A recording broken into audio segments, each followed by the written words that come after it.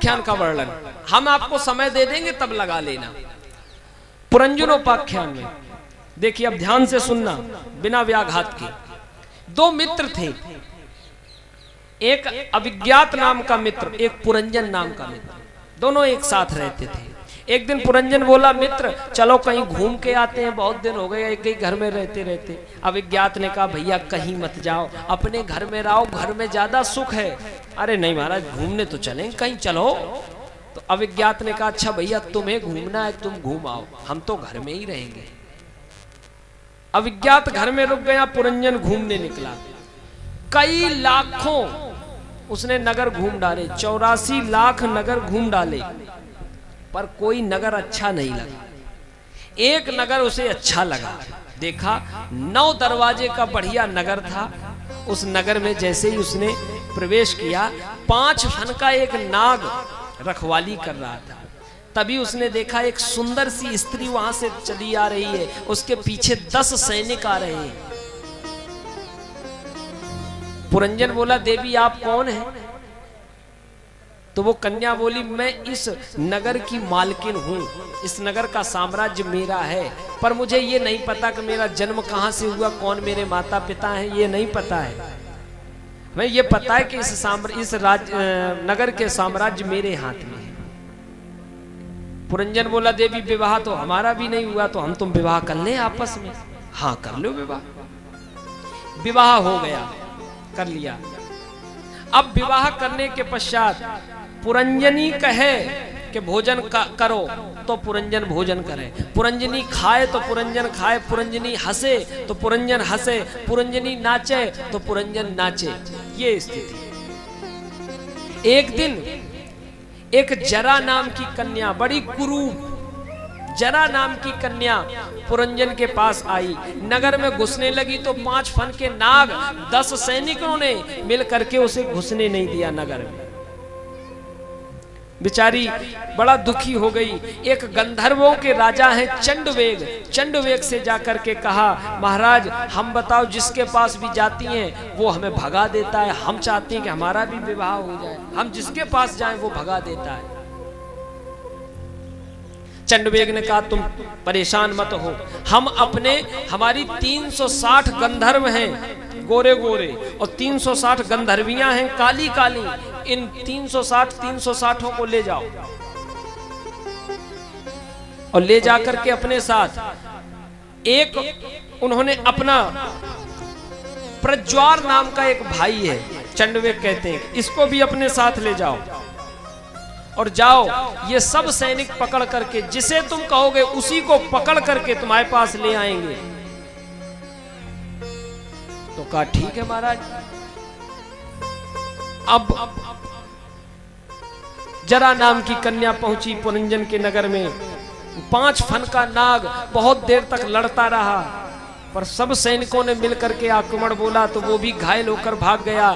जो 10 सैनिक थे मारे गए, एक सेनापति वो भी मारा गया, और पुरंजन महल में पड़े, इन्हें पता ही नहीं कि नगर में आक्रमण हो गया।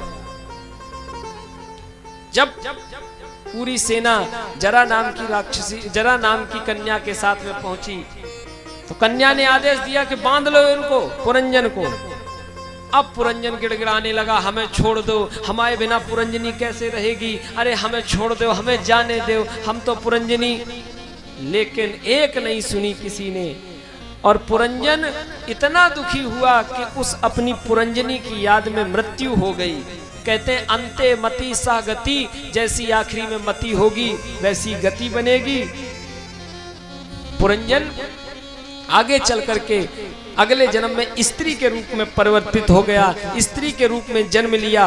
अब की बार मलयध्वज नाम के राजा से शादी हुई इस पुरंजन की।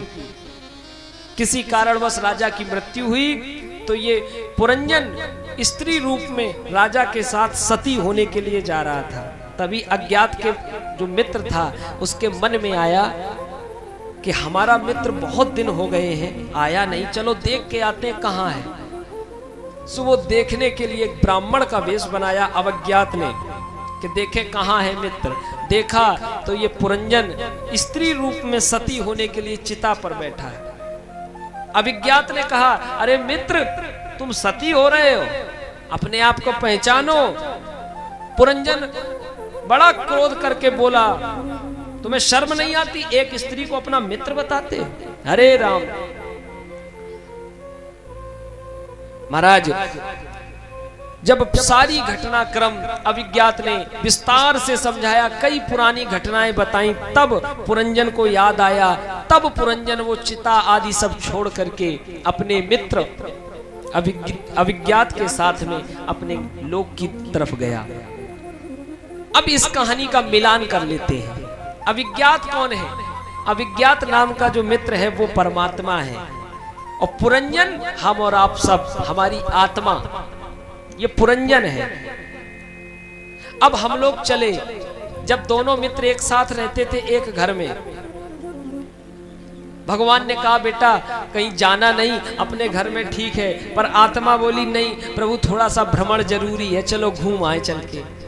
तो घूमने गए, 84 लाख नगर घूमे। 84 लाख नगर, 84 लाख नगर जानते हैं? 84 लाख योनियां, इन्हीं योनियों में भटकती रही आत्मा, जीव भटकता रहा 84 लाख योनियों में, पर कोई नगर अच्छा नहीं लगा। फिर एक 9 द्वारे का नगर मिला। कौन सा है 9 दरवाजे का मकान? ये मानव शरीर। जो ये मानव शरीर है, ये 9 दरवाजे की, 9 दरवाजे का शरीर है। इसमें 9 दरवाजे हैं।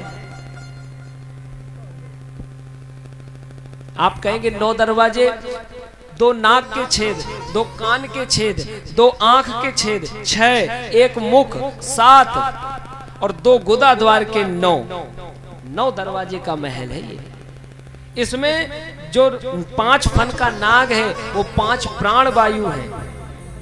5 प्राण वायु 5 फन का नाग है। जो वो 10 सैनिक हैं, 5 ज्ञानेंद्रियां, 5 कर्मेंद्रियां, ये वो 5-10 सैनिक हैं। एक सेनापति हमारा मन, और वो जो स्त्री थी पुरंजनी, वो हमारी बुद्धि है। इसी का पूरे शरीर पर राज्य चलता है। बुद्धि जो कह देगी वही होगा। अगर आपका पैर कांटे पर पड़ा तो बुद्धि तुरंत आदेश करती कि पैर उठाओ, तो तुरंत पैर उठ जाता है। महाराज जीव आकर के इस शरीर में बंध जाता है और इसी शरीर का होके रह जाता है। बुद्धि जो कहती है हम लोग वही करते हैं। नीति के अनुसार हम लोग चल ही नहीं पाते हैं। फिर ये जरा नाम की कन्या जानते हो क्या है? बुढ़ापा। ये बुढ़ापा ऐसा कौन है जो ये चाहता हो कि हमें बुढ़ापा आए? कोई चाहता है? अगर ये चाहते होते कि बुढ़ापा आए तो ये डाई बिकना ही बंद हो जाती। डाई इसीलिए बिकती है कि हमारा बुढ़ापा दिखे ना। अच्छा बताओ, डाई इसीलिए तो बेची जाती है कि बुढ़ापा दिखाई ना दे। कोई नहीं चाहता कि बुढ़ापा आए, लेकिन अब जरा नाम की कन्या को कोई अपनाना नहीं चाहता। तो चंडवेग नामक गंधर्व, ये जानते हो क्या है? चंडवेग गंधर्व काल है। काल, जब काल के पास पहुंचती है ये जरा नाम की कन्या कि महाराज, तो 360 काले काले गंधर्व, 360 काले गंधर्व अर्थात रातें, और 360 गोरी गंधर्व अर्थात दिन। तो दिन और रात बोले ये दोनों ले जाओ। एक अपना भाई भी देते हैं चंडवेग, प्रज्वार। प्रज्वार यानी बीमारी, ताकि प्रज्वार इसलिए देते हैं ताकि इस जरा नाम की कन्या पर कोई आक्षेप ना आए। प्रज्वार को भी ले जाओ। अब बुढ़ापा। अच्छा ये बताओ, आपसे ये पूछा जाए कि आपका जन्म किस तारीख पर हुआ? आप बता दोगे किस तारीख पर हुआ? आपसे पूछा जाए आप विद्यालय कब गए? आप बता दोगे हम विद्यालय पहली बार कब गए। आपसे हम पूछें आपका विवाह कब हुआ? आप तारीख बता दोगे विवाह कब हुआ। अच्छा हम आपसे पूछें आप बूढ़े कब हो गए? बता पाएगा कोई? कोई नहीं जान पाता कि बूढ़े कब हो गए। कोई तिथि नहीं है बूढ़े होने की, क्योंकि ये दिन और रात रूपी जो गंधर्व हैं, गंधर्वियां हैं, ये मिल करके दिन रात रात दिन होते होते हमारे शरीर में 10 इंद्रियां शैथिल्य हो जाती हैं। 5 प्राणवायु हैं वो भी घायल हो जाते हैं। श्वास चलने लगती है, बुरी स्थिति हो जाती है।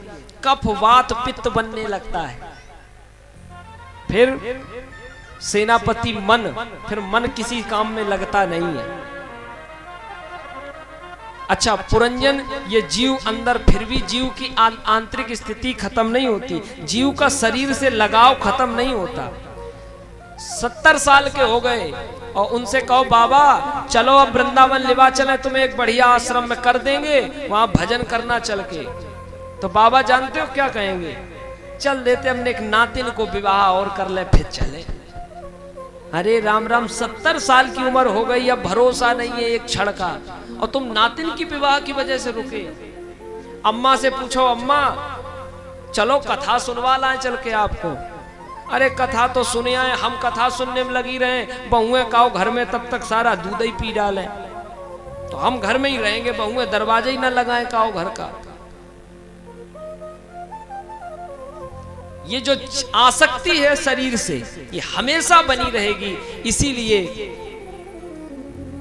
अंत तो गत्वा, और वो अविज्ञात रूपी जो मित्र है जब ब्राह्मण का वेश रख कर आता है, अर्थात शरीर से आवागमन से मुक्ति कब मिलती है? जब सदगुरुदेव भगवान सामने से आकर के आत्म स्वरूप का बोध करा देते हैं, जब आत्म तत्व का बोध करा देते हैं, जब निजानंद का बोध करा देते हैं, तो इस शरीर से आसक्ति छूट जाती है और पुनरपि जननम पुनरपि मरणम, ये सब चक्कर खत्म हो